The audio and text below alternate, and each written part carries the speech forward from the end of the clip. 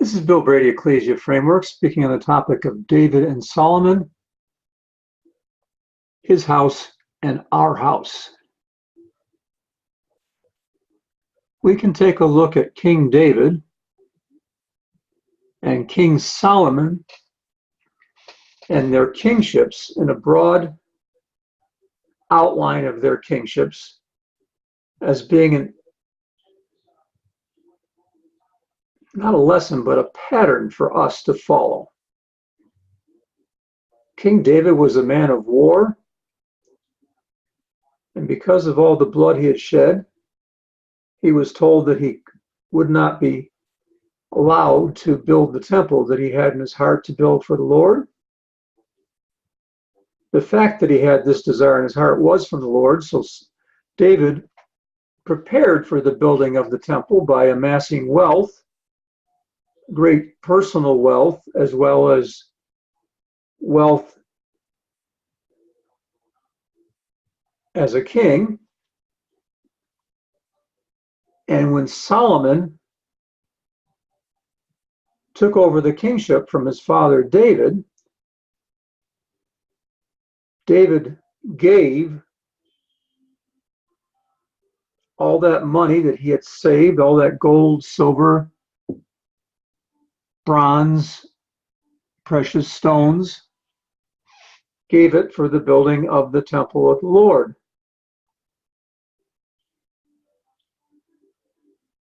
Now, in the scripture, the temple of the Lord is called God's house. And we know that we are the temple of the Lord and we are God's house. Now, God had promised David that as long as David walked with him, that David would have a descendant to sit upon his throne forever. And when David was an old man, he gave his throne up and gave it to Solomon. And having Solomon sitting on that throne was a fulfillment of the promise that God had made to David.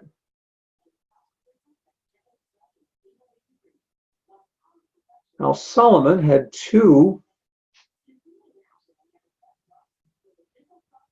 projects on his scroll, two assignments. One was to build the temple, the house of the Lord, and the second was to build his own palace for administration of the kingdom of Israel.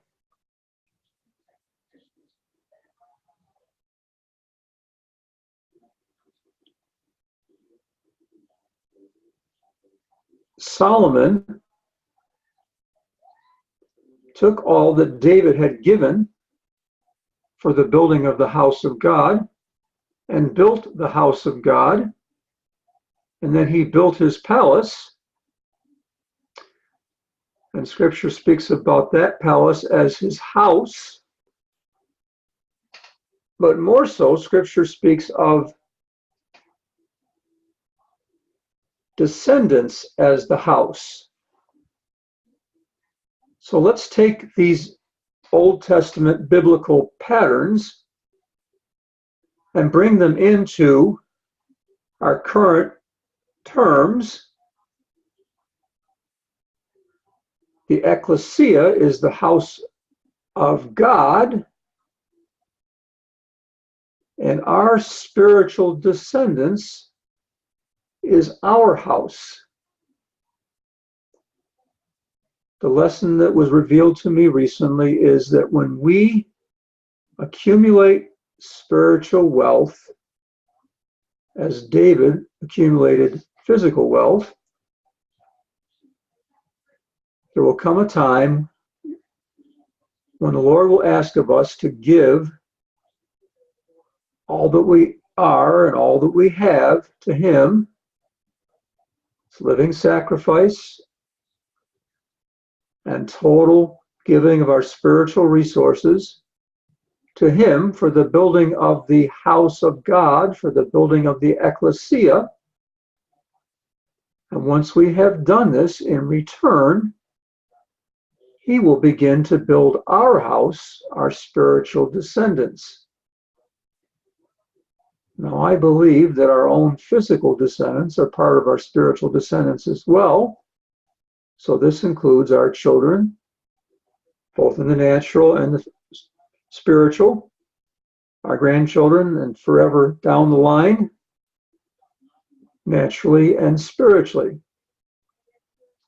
but especially spiritually. The Psalm says, unless the Lord builds the house, the laborers labor in vain. If we try to build our own house without the Lord building it, it will not be built. We can only do what we see the Father doing, only speak what we see the Father speaking.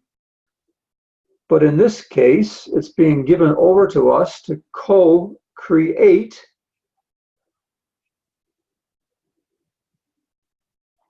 So the Lord and us together create our house, but it cannot be done unless he first begins building. And again, there will come a time, and this may well be it for you, and it may not. There will come a time when you will give over all that is in your spiritual treasury into the Lord's treasury for the building of his house, the ecclesia, and he in return will begin to build your house. This has implications for discipling, for discipleship. We all have making disciples on our scroll, and we are all called to be fruitful and multiply. Adam was given that charge. Adam and Eve were given that charge. Noah was given that charge after the flood. And that same charge and blessing is upon us to be fruitful and multiply. We are meant to have progeny, to have descendants, to have children, both spiritual and physical. Now, looking at Abraham and his son Solomon, promises to Abraham were that he would have a son, but that more than that, his descendants would be like the star in the skies, all the stars in the skies, what you can see when you look up at night, and like the sand on the seashore. And one teaching of this is the stars in the skies are the spiritual descendants, and the sand on the seashores is the physical descendants. Either way, the promise is for both spiritual and physical descendants. And I believe the same is true for us, both spiritual and physical descendants. So be fruitful and multiply. Go into all the earth and make disciples. This making of disciples will be a whole different thing once, as a king, we move from being a David king to being a Solomon king, with the blessing to be fruitful and multiply and make disciples upon us, and the promise that God is building the house that we are also building because we have first committed all that we are and all that we have to the building of his house, his ecclesia.